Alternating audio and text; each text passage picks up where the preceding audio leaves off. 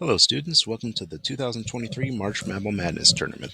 How you can participate and see how you do in this tournament is all going to be here in this quick video. So, your teacher most likely has already posted the 2023 March Madness Tournament bracket. You may see it at the top of the stream or located in the stream. If not, it would be under classwork, under whatever topic your teacher posted it under. So, when you see the assignment, it's really important that you don't just look at it like this. You can't just look at the little preview. You have to press on the view assignment button. No matter where you view it from, you need to be here on the full assignment. Here's why. Your bracket has already been made for you. Part of the assignment's trick is that it makes your bracket up here in the corner. So, how does the bracket work? You would press on the one up here in the corner that has your name and everything set for you. When you arrive, you land on the first tab, and the tab has all the instructions you need. If you need to refer back to it or read along, you totally can. Otherwise, what you can do then is go to the next tab.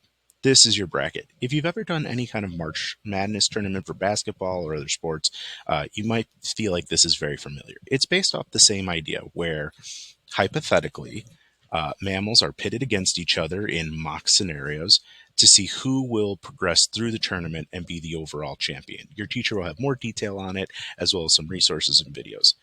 How this works is you need to work from the outside edges in. So if we look at the first tournament, which is actually down here in the wild card, we see we have the shrew mole and the bumblebee bat. We need to pick, based on our research, who we think is going to win this tournament. So if I think the bumblebee bat is going to move on to the next round, I will choose this drop down arrow and choose between them. I'll put bat here, and now we can see it's sea otter versus bumblebee bat. And it doesn't matter which one you pick, whichever one you think will go further in the tournament.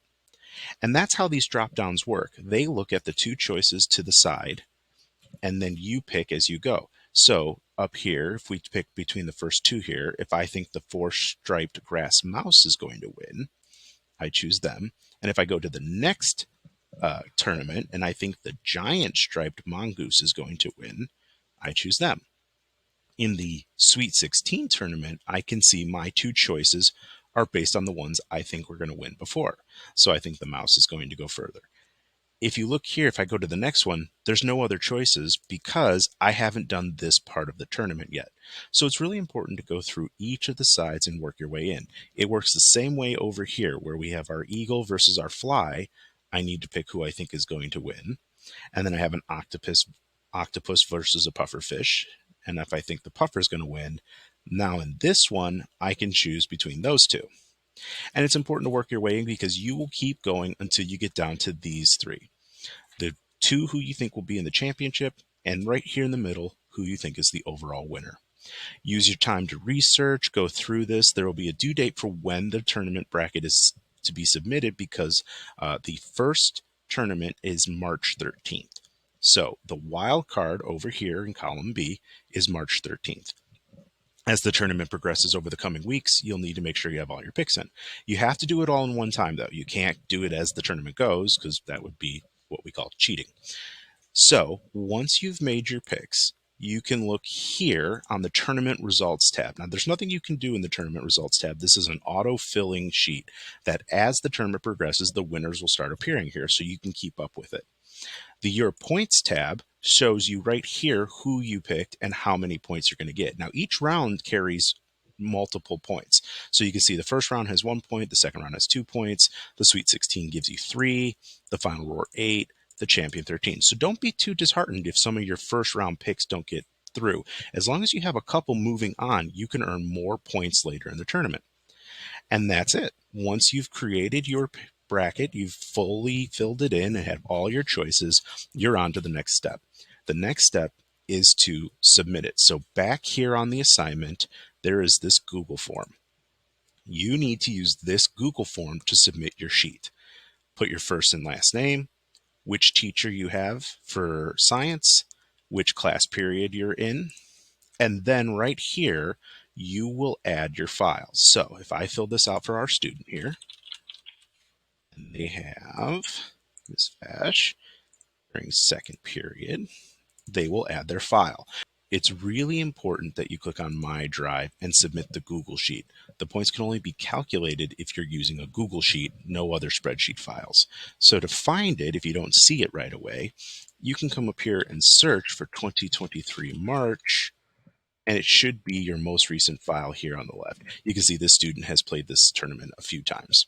So if we select the file we need, you can see I had a little preview pop up to show me that I'm submitting the 2023 March Mammal Madness tournament bracket. What this does is it makes an instant copy and submits that copy to the tournament. So you're not able to change any of your picks after the tournament has begun. Actually, you're not able to make any changes after you've submitted. So make sure you're really ready before you do this. Once you submit it, you are now in the tournament. So to keep up with how you're doing, you can check your bracket. You can come back here and see your points and how you're doing. But to see how you're doing overall, you can come back to the assignment and see the March Mammal Madness leaderboard.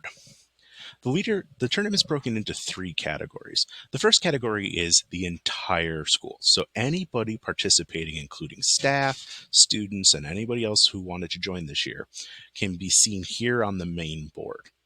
The next section down is by teacher. If we see here, you can see you're competing against all the other periods that your teacher teaches, but then the last part is just your class. So you might not be winning in the overall tournament, but you might be winning for your class period. Always check back and see how you're doing in the leaderboard. And that is how March Mammal Madness tournament works. There's also some resources out there that you can use to research your mammals and see from the ASU library. There are links out there and lots of good information. So pick your mammals wisely and have fun in the tournament. If you have any questions or any problems with it, reach out to your teacher and they can connect you with the technology department and we will be happy to get you set up.